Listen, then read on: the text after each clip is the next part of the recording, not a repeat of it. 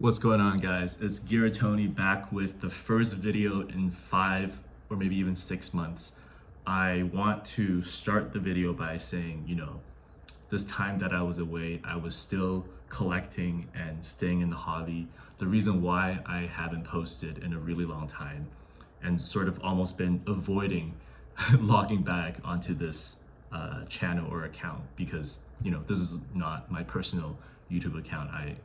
I was almost like really scared to check back because in some ways I was just feeling really burned out, and I'll get more into it for this video, but the TLDR is that I was creating a lot of content at the start of 2025, getting into prismatic evolutions. That was sort of the start, right? And then buying all these products, creating all these content, opening packs, just like it was really fun. But I think at some point it felt like not a job because I was never monetized and this channel is very small, but appreciate everyone who has watched. It was more so like an expectation that I set for myself that I didn't really even think about. It was just like, yeah, I have to create content. I create content, create a short every single day, and then even on occasion create like the longer form video. I did not have like a reflection on what types of content I wanted to create. So I think over time that caused some burnout, and then eventually I took that really big 5 or 6 month break where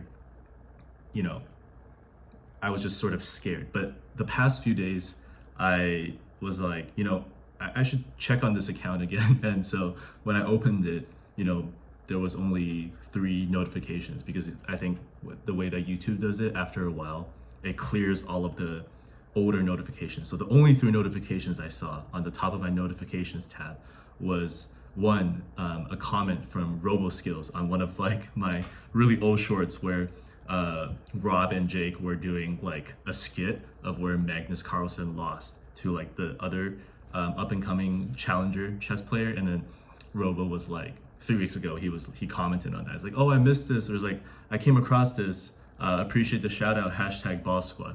I mean, that was like super cool. And then I also saw my 2 closest friends on YouTube, Andymon TV and Glaceon YT. I think these 2 guys have been like the most OG for me because, just as small channels, we come across each other, and they were commenting on like a really old video of mine where they were saying like, oh, like, miss you, brother, like, wish you a Merry Christmas. I mean, that just kind of made me feel some type of way. Like I was like, damn, like I feel really bad, or not just bad, but also like, I am so happy to have come across these people on the internet. Like, if I didn't start doing content, I never would have came across these friends and made these great friends in the first place. So I was just super happy, and that really inspired me. I was driving back home today and I was like, I'm gonna do something. Like that spoke to me and compelled me to turn on and record, and it's been a really long time. I don't have anything really scripted. The only thing I planned was I just spent 5 minutes writing down like a list of topics, like, and I'm not gonna like specifically follow them. It's just for reference. So the long story short is I want my content in 2026 to be something that I really am enjoying, really happy to do.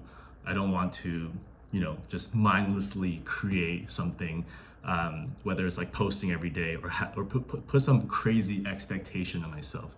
So for me, my vision for my content in 2026 is to do more like long form video content where I talk about stuff in an in-depth way, more like a podcast style, kind of like Car Lounge, one of my favorite shows. I look forward to it every single week, every single Wednesday. They usually post in the morning, like 10 a.m. at Pacific time. So, I'm a huge enjoyer of long form content, especially debates and discussions about cards, about Pokemon, and then even getting into some One Piece stuff recently. But yeah, the reason why though is that I drive a lot between Washington, like the state, and then Canada. I go see my girlfriend very often, like almost every single weekend. And so on these long, like 2-3 hour drives, I like to put on a lot of podcasts, right?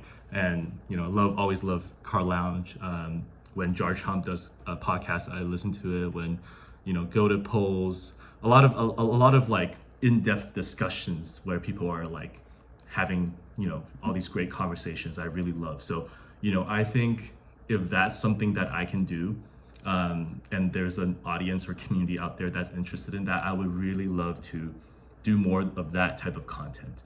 And I'll try to keep the visuals interesting, but you know, my vision or my hope is that if you're just going on a long drive, you can just like put me on and like sort of have me in the background while you're driving or doing something, and hopefully the conversations and the topics that I'm bringing up is interesting enough to keep you, you know, awake while you're driving and not too bored out of your mind.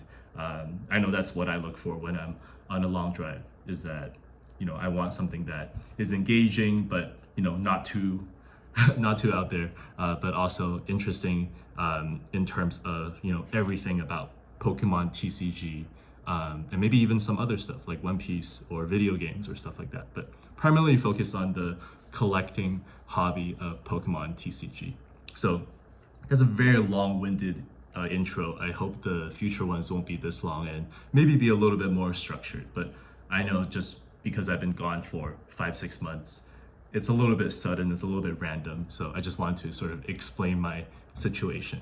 So that's basically it. Now diving into some of the current topics that I have. I think the first thing is to just do a really quick recap of 2025, because it was a crazy year for Pokemon, crazy year for me because that's when I really first started collecting. I think the first sort of intro or sort of how I really got into the hobby, just real quick, is that I think back in maybe October 2024, my friend Matt, like he was really into Pokemon. Like, and at that time, you know, Pokemon, October 2024, that was like very early on. Like, you know, if you started collecting in October 2024, I think you are considered an OG, and I don't think that's like the right term, but like most people entering the hobby now are entering like, you know, I sold a card recently on Facebook Marketplace to someone, and I asked him like, when did you start collecting? And he said, you know, when the Destined Rival set dropped. So like new people are constantly entering the hobby. So if you started collecting, you know, before 151, which is my friend, then you're really like, you've been here for a long time. So he took me to this like card store that was owned by Van City,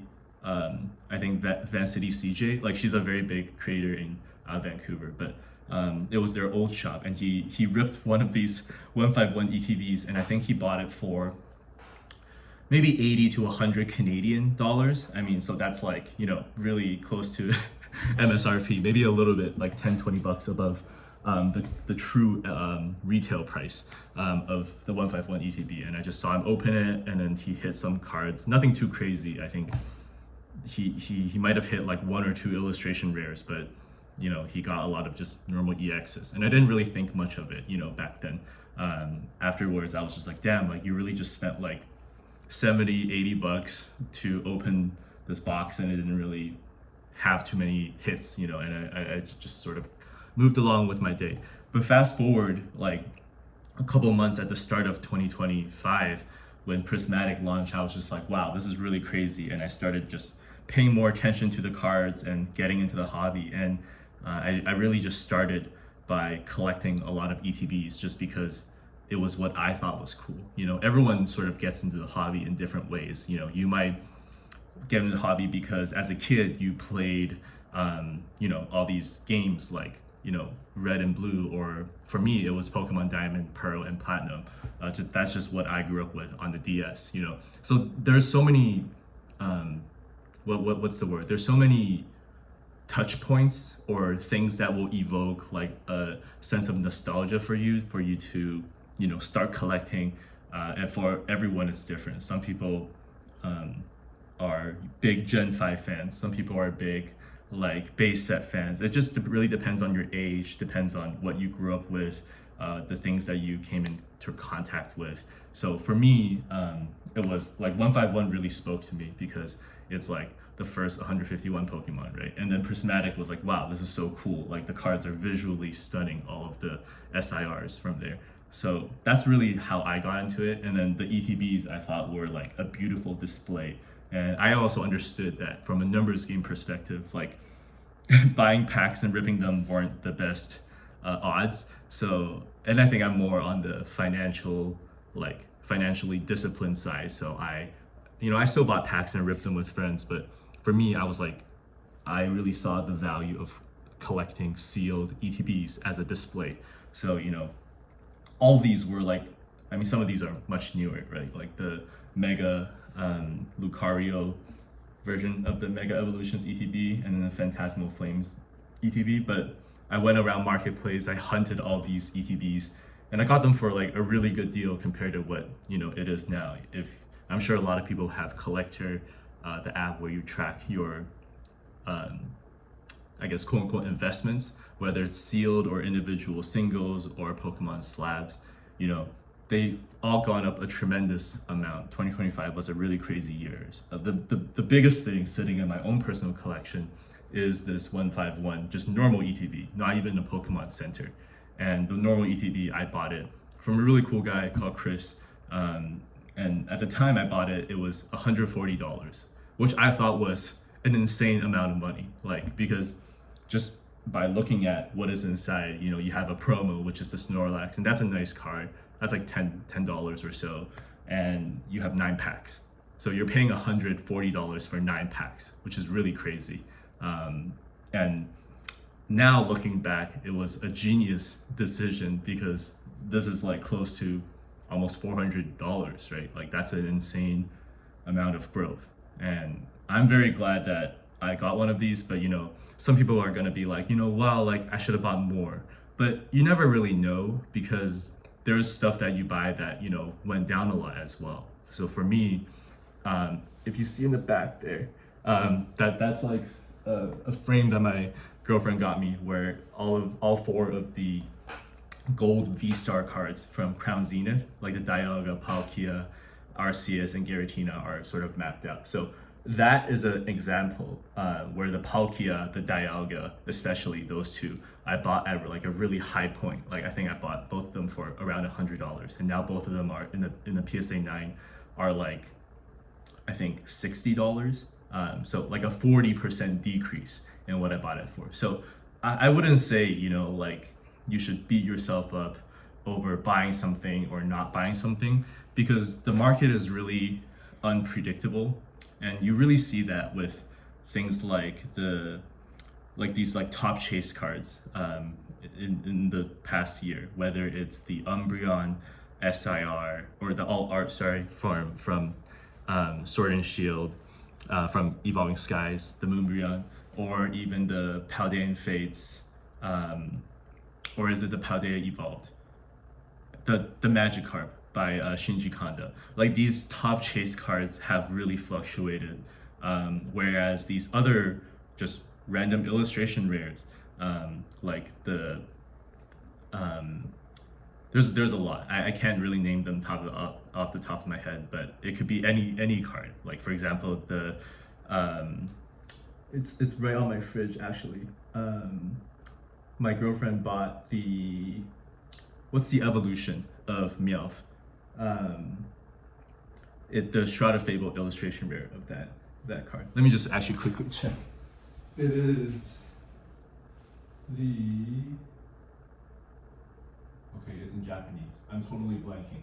But there's a lot of amazing cards like the illustration rare from the Ghastly illustration rare from Temporal Forces, the illustration rare of the Metagross pushing the Snowball. There's a lot of just illustration rares that really went off in 2025, and that's just because people like it instead of trying to invest in it. And I think that's like really poignant about Pokemon as sort of a form of investing, is that you really can't control the market or predict how it will come out, because this is a place where it's very different from like the stock market where there's a lot of people trying to manipulate it. That probably exists in the Pokemon TCG hobby, but it's predominantly quote unquote like retail investors, like everyone is an investor of a card, right? And if people are just buying it, the majority of fans in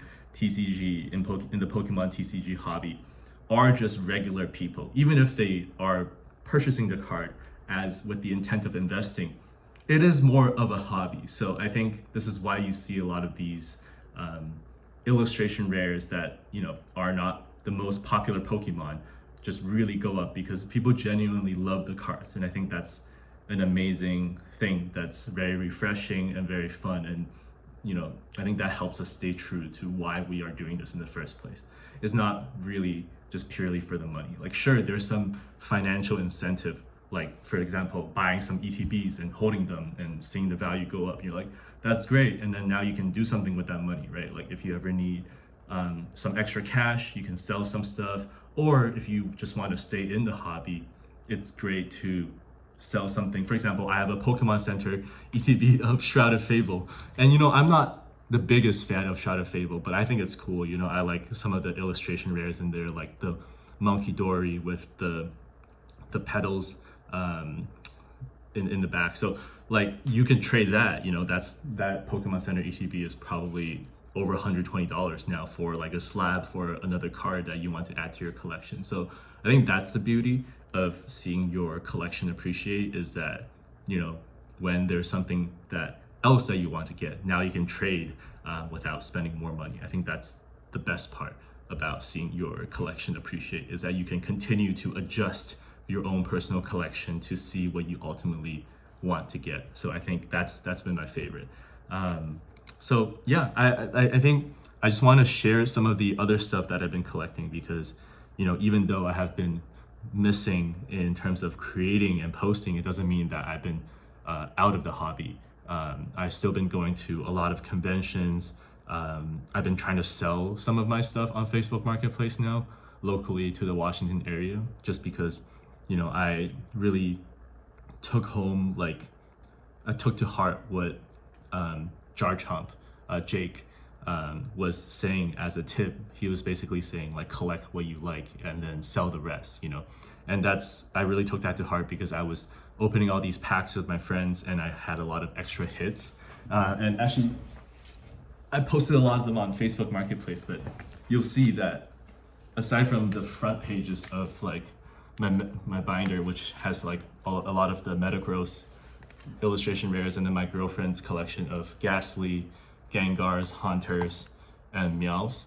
A lot of the pages are actually, and there's some One Piece, a lot of the pages are actually empty, because I sold a lot of the hits, the just EXs illustration rares on Facebook Marketplace, just to get some extra cash, so I can buy other stuff that I like. So here are some of the recent ones that I really love.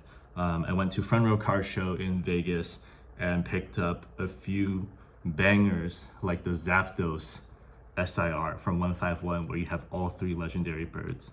This is a beautiful card. I picked up Poliwhirl illustration rare, also a beautiful 151 card. And then I picked up the Arceus V from Brilliant Stars. This is just absolute beauty of a card. And then the Palkia V, inspired by the artist who drew the Infinite Staircases. I think this is also from Brilliant Stars, or Astral Radiance, one of them. Another beautiful card. And then my buddy, my homie Ian, he pulled this Rapidash illustration rare from a sleeved pack, Destined Rivals, in a London Drugs, which is a sort of a store in Canada. So these are some really beautiful cards I picked up recently in Vegas, and as well as this beautiful Espeon SIR in a PSA 9, because I only collect PSA 9s. Just more economical, guys, from the Prismatic Evolutions. Sorry for the reflection, but yeah, this is a beautiful card. My friend Charlie sponsored a GameStop Power Pack opening experience. So this was the best hit that I got, or I was ultimately left with. So it's a Prismatic stamped surprise box promo card. and it's the Vaporeon in a 9. This is a beautiful card as well. And then some of these other cards I've posted about before, like the Rayquaza VMAX from Temporal Forces in a 9.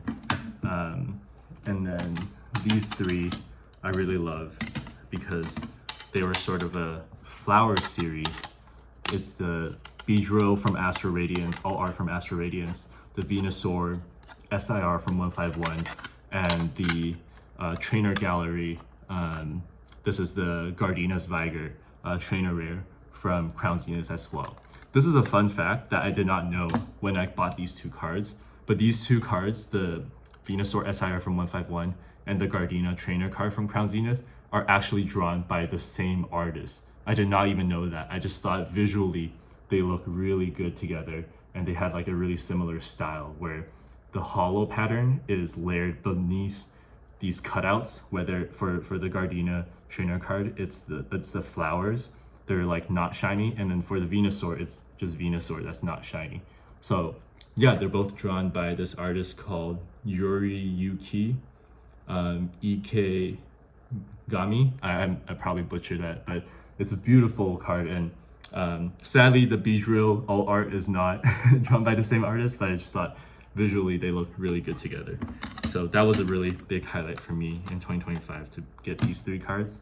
And then, of course, I also got the Deoxys illustration rare from Crown Zenith. I love the negative white space.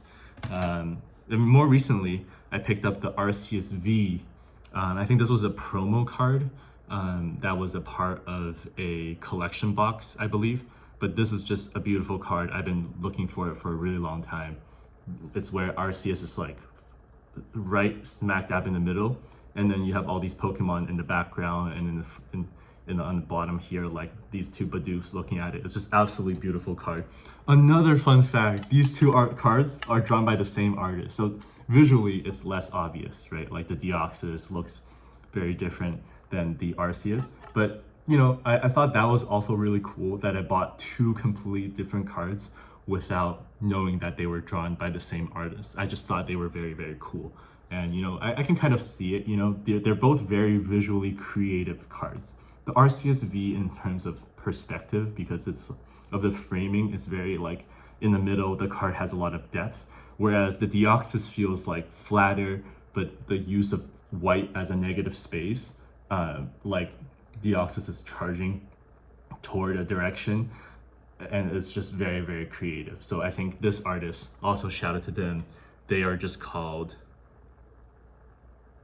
my bad, I thought they were drawn by the same artist, but they're actually not. The Deoxys is drawn by Dom, and the Arceus V is drawn by Atsushi Furusawa. So maybe there was another card that was drawn by the same artist, but I must have mixed it up with someone else.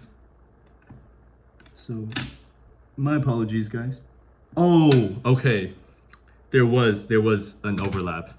It was not Dom.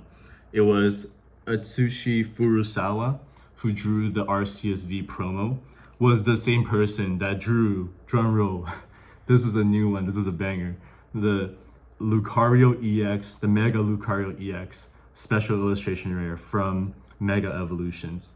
This is an amazing card that I pulled. I'll get into the story in a little bit, but these 2 are drawn by the same artist, Furusawa. So I think that's really cool because yeah, in both of these cards, the POV and the depth of the card is really, really like noticeable. In the Mega Lucario one, you know, he's battling Venusaur in the sky, and in the background, in the bottom, there's all these other Pokemon. Like there's a Latias, there's a Mega Kangaskhan EX in the bottom right corner. It's just a very in-depth. There's also I think a Abomasnow, but there's so many Pokemon like in here. The depth is very similar in both of these cards. So, but now getting into the story of the special illustration rare, the Lucario EX from Mega. Basically, I was just calling my friend Ian, and we were talking about like not talking about anything. I was just like, you know, yo, I'm gonna rip this booster bundle open right now, and then I'm gonna film it, and I'm gonna show you like while I rip these packs. And like I basically pulled all three of these cards. You know, this one, the just a normal EX, it's nothing special, but I basically pulled this one in one of the first few packs, and then I pulled the full art Lucario, which is also a beautiful card. And in my last pack, literally last pack of the 6-pack booster bundle, I pulled this SIR.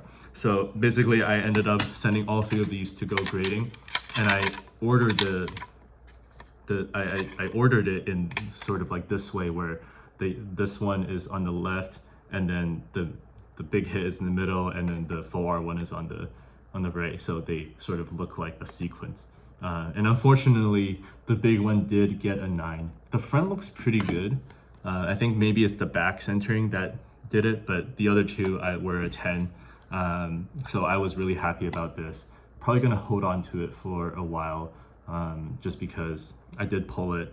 But you know, maybe down the line in a few years, these might really appreciate, just because the old Mega set, those like just normal EXs are like crazy now. So you know, it might be a good idea to just hold on to it, also because it's sentimental. And maybe one day when I see something else that I really like, you know, for me, it's the Diamond and Pearl Pokemon that I really like. I really love Torterra. That was always a starter for me.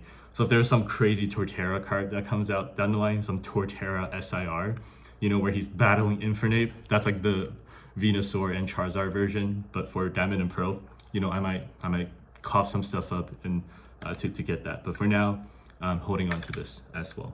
So yeah, that is a really quick update of, you know, all the things that I picked up recently, the slabs, the singles, selling stuff on Facebook Marketplace, just trying to be concise in sort of giving you guys an update. Wow, I need to take a breath. But yeah, that was basically my current collection. I think the next topic that I want to talk about is kind of having a tier list, or sharing my personal experience of a tier list of the current experiences that you can have in the Pokemon TCG space.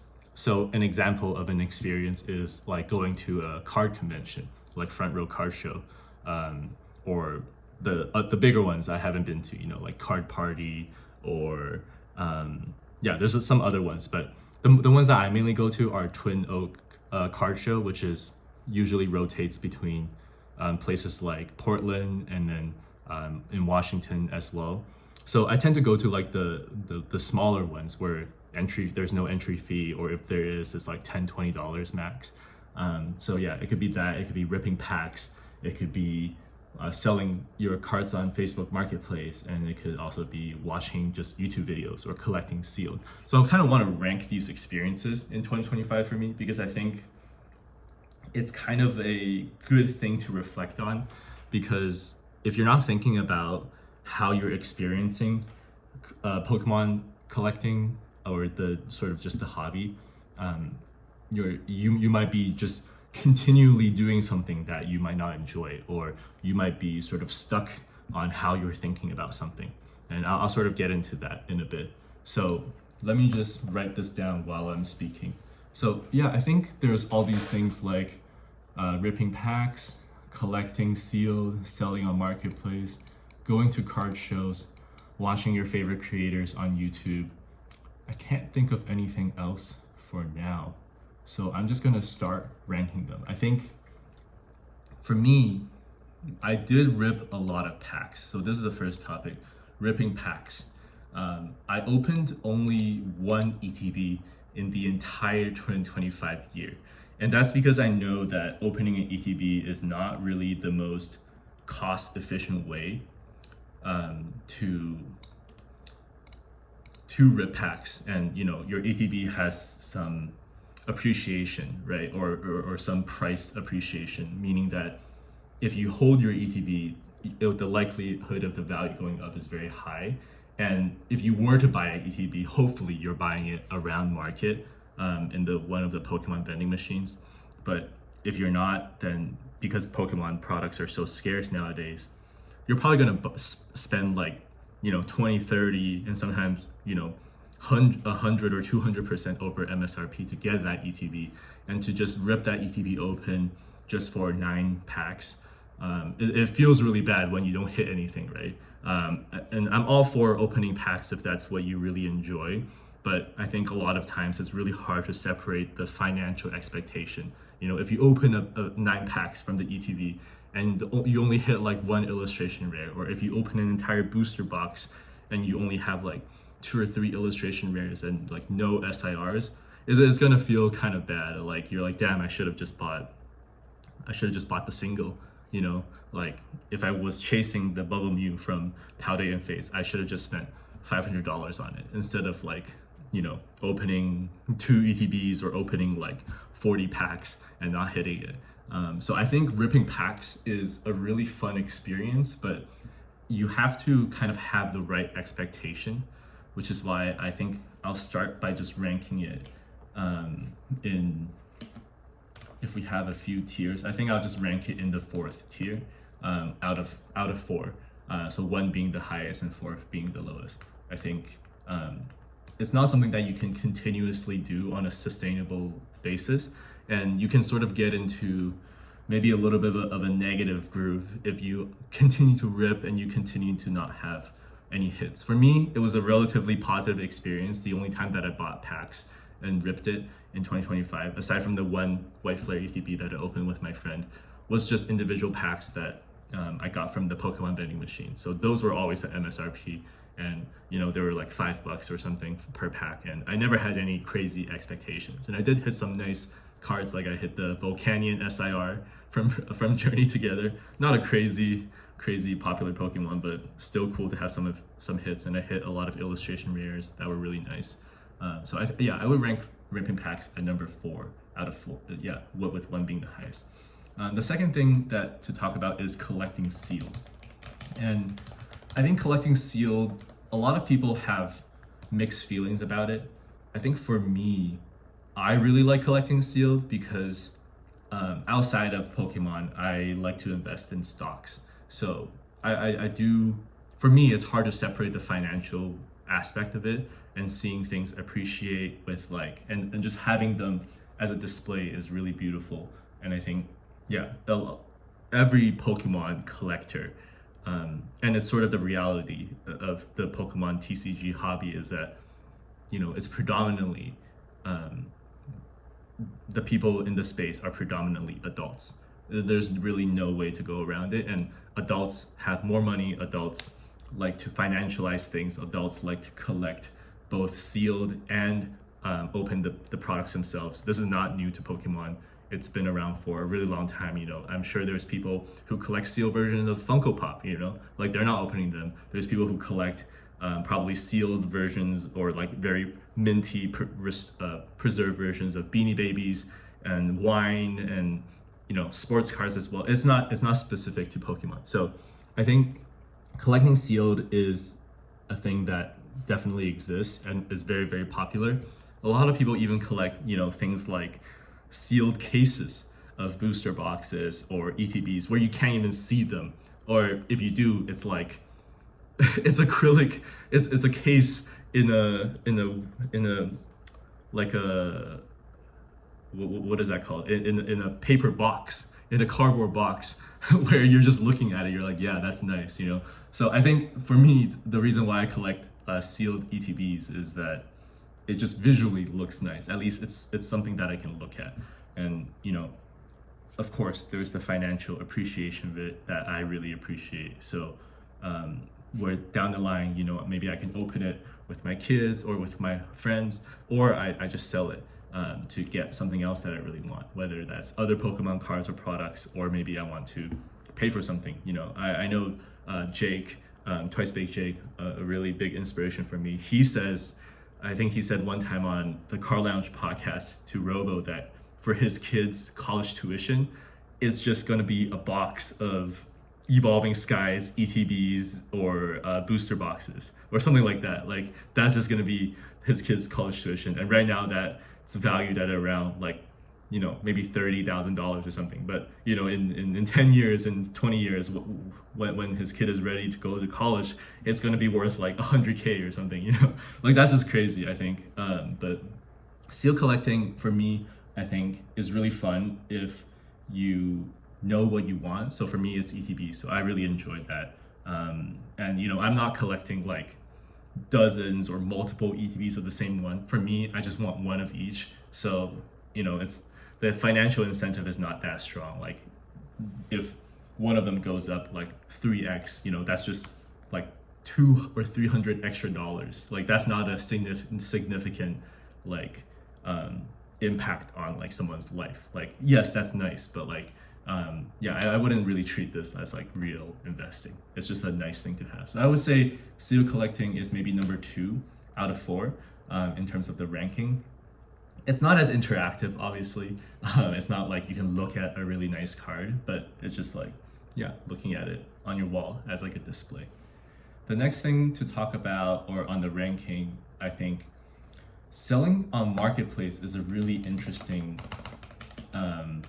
experience, because when I first started collecting, I just come across like 2 prismatic ETBs from a Pokemon Center vending machine. So I kept one for myself, and then actually I came across 3. So I kept one for myself. I gave one to my friend who it was her birthday, and then the third one I was like, I don't know what to do with this. So I sold it on Marketplace for like $110 at the time. That was sort of the market price of the prismatic ETB at the time. And I kind of felt bad. I was like, damn, I'm kind of a scalper. Like I should have just left this in the Pokemon's vending machine, right? Instead of just buying it and then flipping it. And I was like, I'm not really getting anything out of this. I just met up with a complete stranger, and she wanted to buy it for her friend who was their birthday, and I flipped it for like $60. And I didn't really get much out of it, right? So I thought at first, like, I never want to sell Marketplace again. If I'm not gonna hold on to the product or open it, I should just leave it for other people to open. But more recently, as I was selling a lot of my singles, where there's like the illustration rares or the EXs or the Pokeball, Master Ball Hollows, whatever it was the singles that I did not really want in my collection anymore, and I wanted some just more cash to buy other illustration rares or singles or slabs that I wanted, like these beautiful cards. I just really love holding them.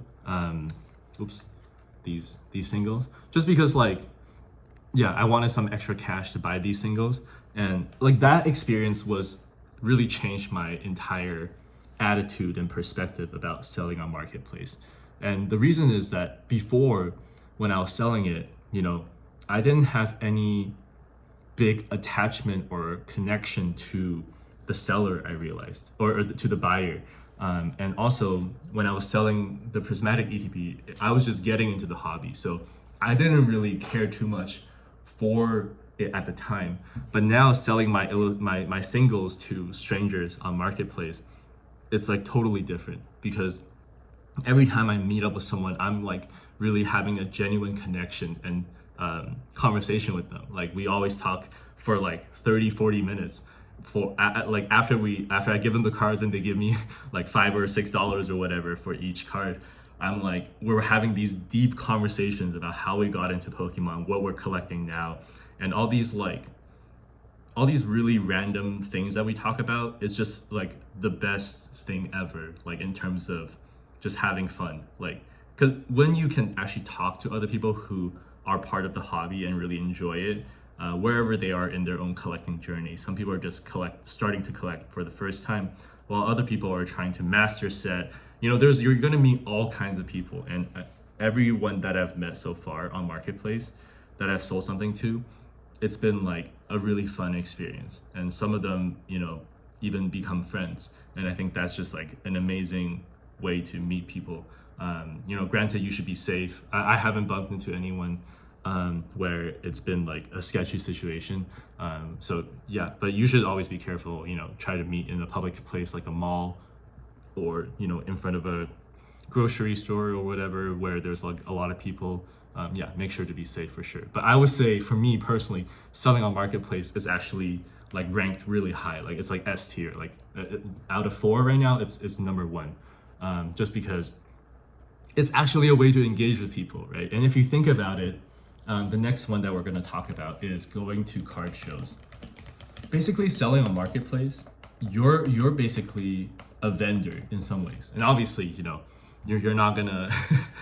I hope people don't do this, but like a lot of people do, and it's your cards, it's your money, you can do whatever you want with it. But I've been seeing a lot of people sort of complain or feel negatively about when they see people on marketplace and the listing are like cash only or taking trades at like 70% in my favor, and a lot of people have a negative reaction to that because it's like, bro, like you're just a person as well. Like, why do you get to be a vendor or stuff like that? You should just trade at like 100% for both people.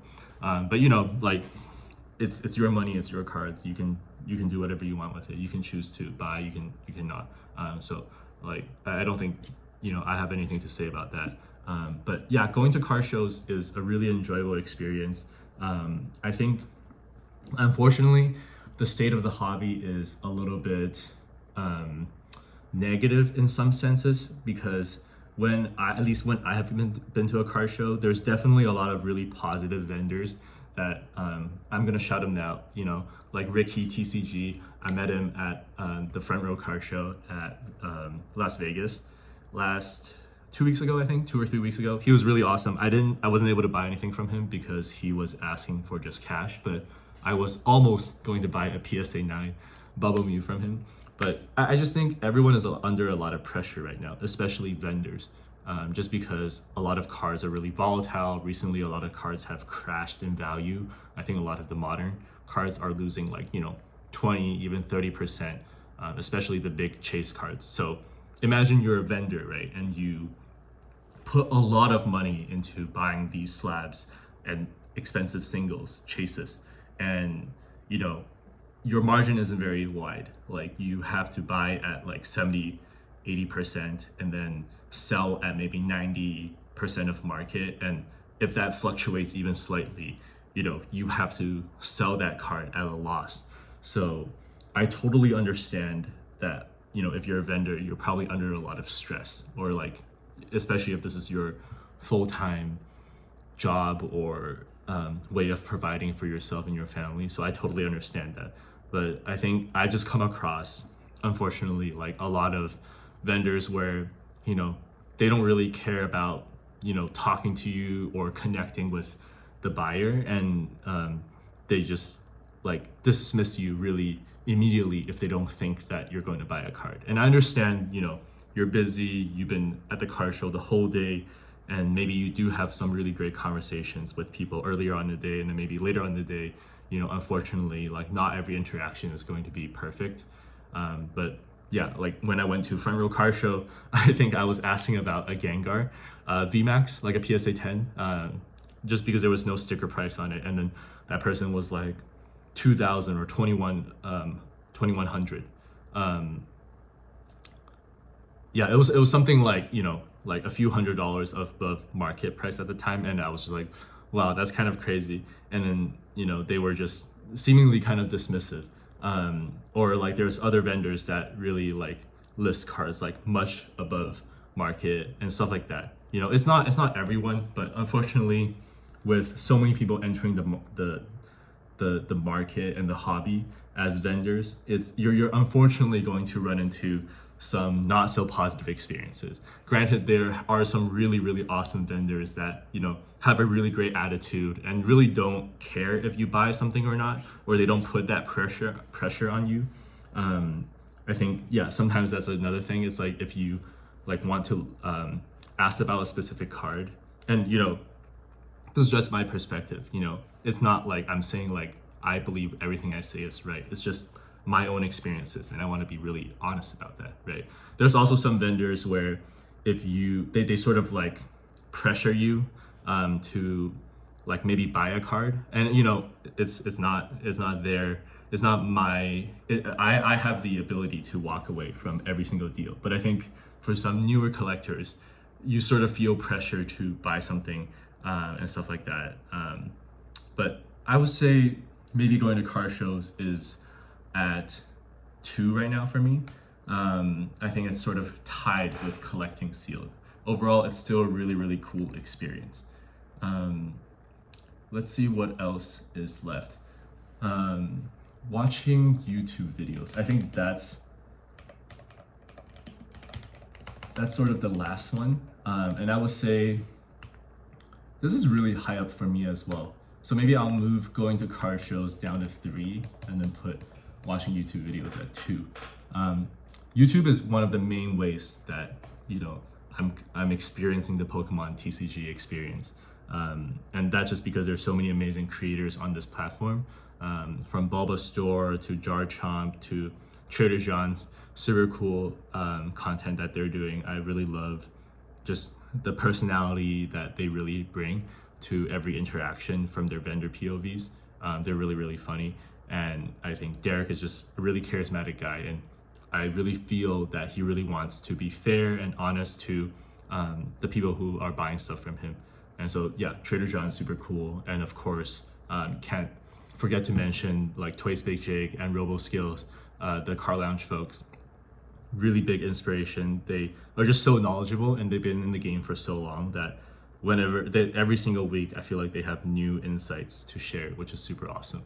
And I love listening to their weekly podcast every time they drop. So I think watching YouTube is just super cool because as like individuals, not all of us are able to go to all of these big car shows, where there's Hawaii PopCon that all these big creators were at recently, or Front Row Car Show or Car Party. Like you're not able to go to every single one of them. So seeing how they interact with people, I just like to put on like a lot of these vendor POVs while I'm chilling at home or after unwinding from a long day. So it's just super cool. And then you get to, of course, see like so many cards that you didn't even know existed, right? And then you learn more about it, you do more research, and you start collecting. So I think, yeah, watching YouTube videos, of course, you rather actually go to the car shows and experience talking with these vendors, but it's kind of the next best thing. So yeah, I think out of all of these experiences, I will rank selling on Marketplace first, just because for me, it's like a really great way to interact with people who love the hobby. Tie for number 2 is collecting sealed and watching YouTube videos. Number 3 is going to card shows. And at the bottom is ripping packs. Again, this is just my experience in 2025. I'm not saying this is how it's always going to be, but yeah, just my experience. Whew, that was a lot. We're at the 47-minute mark. I think I'm going to try to wrap this first episode of this pseudo podcast up. But it's been really fun. I think the current state of Pokemon collecting and content, I really like vendor POV right now, and I really like podcast and long form content because it's where there's a lot of really interesting discussions that come up. So, for example, right now there's a lot of conversation about like the release and the upcoming set of Ascended Heroes, and then Perfect Order, right? And how people think like something is going to flop or something is going to do well, or Logan Paul coming into One Piece and rage baiting everyone, and everyone jumping into One Piece because One Piece is like growing a lot, right? There's all these topics, which I think is really, really interesting. And nobody will really know how things will turn out, but I think just being able to pay attention to all these narratives, but while staying like true to what you want to collect, is just a really great thing to keep top of mind. Yeah. And yeah, thank you so much for watching. If you made it all the way to now, I feel like that was just really fun for me to just go on various tangents and share my thoughts, especially why I stopped making content for 4 or 5, 6 months, and why I want to come back, and the type of content I want to continue to make this year, which is more of these like long form podcast content. So if you guys like this, please let me know. And if there's any topics that you want to discuss or want me to cover on a weekly basis, definitely let me know. I'll try my best. And yeah, I hope you guys have a great rest of your week. And yeah, have a great 2026. Peace.